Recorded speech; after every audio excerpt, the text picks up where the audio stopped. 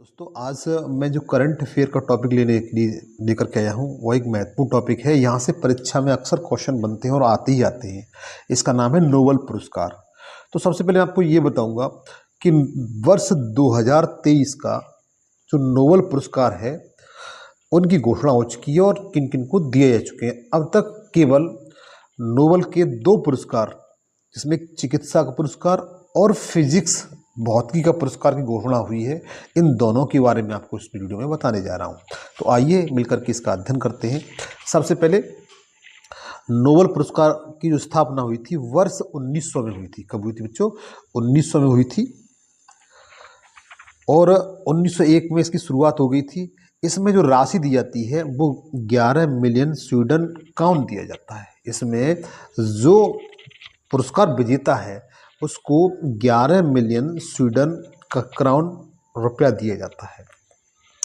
आप अच्छी तरह जानते हैं कि यह पुरस्कार 6 क्षेत्रों में दिया जाता है। कितने क्षेत्रों में? 6 क्षेत्रों में यह दिया जाता है। यद्यपि 1969 से पहले 5 क्षेत्र में दिया जाता था। वर्तमान समय में यह 6 क्षेत्रों में दिया जाता है, जिसमें भौतिकी, रसायनिकी, चिकित्सा विज्ञान, साहित्य, शांति और 1969 से यह अर्थशास्त्र के क्षेत्र में से दिया जाता है। तो बच्चों अब मैं बताता हूं कि जो वर्ष 2023 में यह पुरस्कार किन चिकित्सा के क्षेत्र में किन किन व्यक्तियों को दिया गया है। अच्छा, एक पॉइंट और है, यह किसके उपलक्ष्य में दिया जाता है? तो जो अल्फ्रेड नोबेल थे उनकी स्मृति में दिया जाता है। किसकी स्मृति में? अल्फ्रेड नोबेल थे, उनकी ये स्मृति में यह उपलब्धि दी जाती है। हाँ, अब मैं चलता हूँ कि वर्ष 2023 का जो पुरस्कार है मेडिसिन का, चिकित्सा के क्षेत्र का, वह किसे दिया गया है? तो यह दिया गया है जो हंगरी की एक महिला है। किसकी? हंगरी एक देश है जिसकी राजधानी बुडापेस्ट है।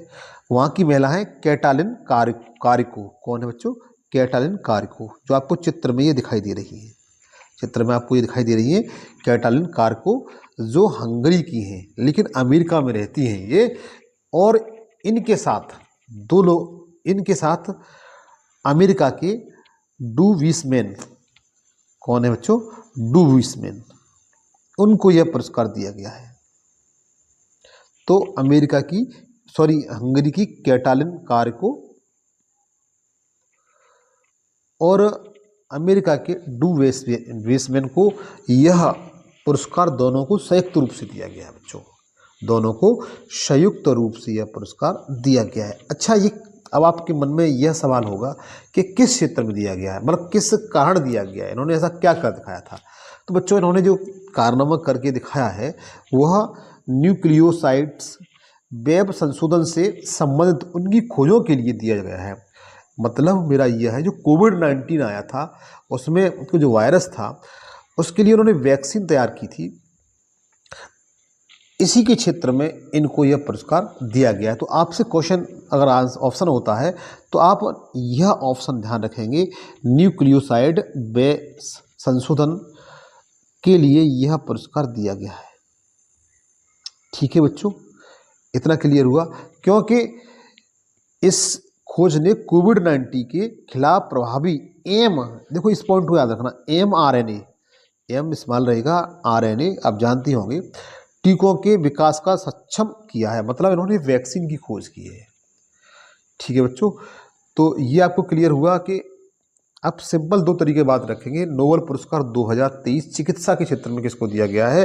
तो कैटलिन कारिको और डू विसमैन। एक हंगरी की है, दूसरे किसके? अमेरिका के हैं। किस क्षेत्र में दिया गया है? तो आप उस बता सकते हैं कि न्यूक्लियोसाइड्स वेब्स के संशोधन के लिए दिया गया है। इन्होंने कोविड-19 समय में जो कंडीशन बनी थी वायरस को नष्ट करने के लिए वैक्सीन की खोज की थी। इन सब उपलक्ष्य में इनको दिया गया है बच्चों। अब देखिए चलते हैं नेक्स्ट।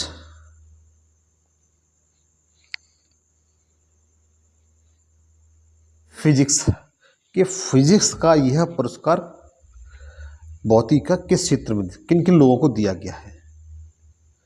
फिजिक्स का, भौतिकी का नोबेल पुरस्कार 2023 किन किन लोगों को दिया गया है? तो यह पुरस्कार 3 लोगों को मिला है बच्चों। किन लोगों को? 3 लोगों को मिला है। जो यूएसए की, जो किसकी? यूएसए की पियरे एगोस्टिनो है। कौन बच्चों? Pierre Agostini. कौन है बच्चों? पियरे एगोस्टिनी, ये अमेरिका की हैं। दूसरे हैं प्रोफेसर एनी एल हेडियल। कौन है बच्चों? प्रोफेसर एनी एल हेडियल, ये स्वीडन के हैं। कहाँ के बच्चों? स्वीडन के हैं ये। और तीसरे हैं फेरेंक क्रूज। कौन बच्चों? फेरेंक क्रूज है, ये आपको चित्र में दिखाई दे रहे हैं। इनको यह पुरस्कार दिया गया है, फेरेंक क्रूज को। 3 लोगों को, किस किस को? पियरे एगोस्टिनी को, दूसरे नंबर पर है प्रोफेसर एनी एल हेडियल लियर, स्वीडन के हैं। तीसरे फेरेंक क्रूज। आप इनको किसी ट्रिक के माध्यम से आराम से याद कर सकते हैं। तो बच्चों, इनको किस कारण दिया गया है वो भी आपको बताता हूँ। इनको जो दिया गया है वो प्रयोगात्मक तरीकों के लिए, जो पदार्थ में इलेक्ट्रॉन होते हैं, आप जानते हैं इलेक्ट्रॉन, न्यूटन के बारे में, प्रोटॉन न्यूटन के बारे में आप पहले पढ़ चुके होंगे। तो इलेक्ट्रॉन गतिशीलता के अध्ययन के लिए प्रकाश का एटो सेकेंड पल्स उत्पन्न करने के लिए इनको यह पुरस्कार दिया गया है। तो इनका जो बोर्ड परीक्षा में पूछ लिया जाता है तो आप इसको याद रखेंगे। लेकिन मोस्टली आपसे जो पूछा जाएगा कि फिजिक्स का 2023 का नोबेल पुरस्कार किसको नहीं दिया गया है, इसको दिया गया है। तो आप इन 3 नामों को याद रखेंगे, पियरे एगोस्टिनी और एनी एल हेडियल और फेरेंक क्रूज। अच्छा, इनके नाम पूछ सकते, इनकी कंट्री नेम पूछ सकते हैं, उनको भी आप याद रखेंगे। अच्छा, इससे संबंध कुछ बातें और हैं बच्चों, जरा ध्यान दीजिए, जो हमारे भारत से संबंधित है। फिजिक्स के क्षेत्र में हमारे देश के 2 वैज्ञानिकों को यह पुरस्कार मिल चुका है। पहले थे सीवी रमन। कौन थे बच्चों? सीवी रमन।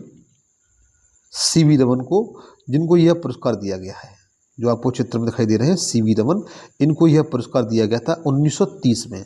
कब दिया गया था बच्चों? 1930 में यह पुरस्कार दिया गया था। किसके योगदान के लिए दिया गया था? प्रकाश के प्रकीर्णन पर, और प्रकाश के प्रकीर्णन पर इन्होंने अध्ययन किया था, इसलिए इन्हें 1930 में फिजिक्स के क्षेत्र में नोबेल पुरस्कार दिया गया था। दूसरे थे सुब्रमण्यम चंद्रशेखर, इन्हें 1983 में दिया गया था। कब दिया गया था बच्चों? 1983 में दिया था। किस क्षेत्र में दिया गया था?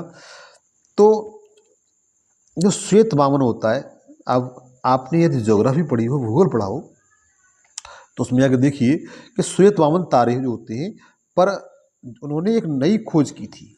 जो श्वेत वामन होता है, जिसे व्हाइट डार्फ कहते हैं, उस क्षेत्र में उन्होंने एक नए अध्ययन की खोज की थी, इसलिए इनको, जो सुब्रमण्यम चंद्रशेखर थे, उनको यह पुरस्कार दिया गया था बच्चों। तो बच्चों, ये छोटा सेशन था, शानदार सेशन था। अगर मेरा सेशन आपको अच्छा लगे तो दोस्तों के साथ प्लीज़ शेयर कर देना, लाइक करना, कमेंट्स करना। आज के लिए इतना ही। थैंक यू, धन्यवाद, जय हिंद, जय भारत।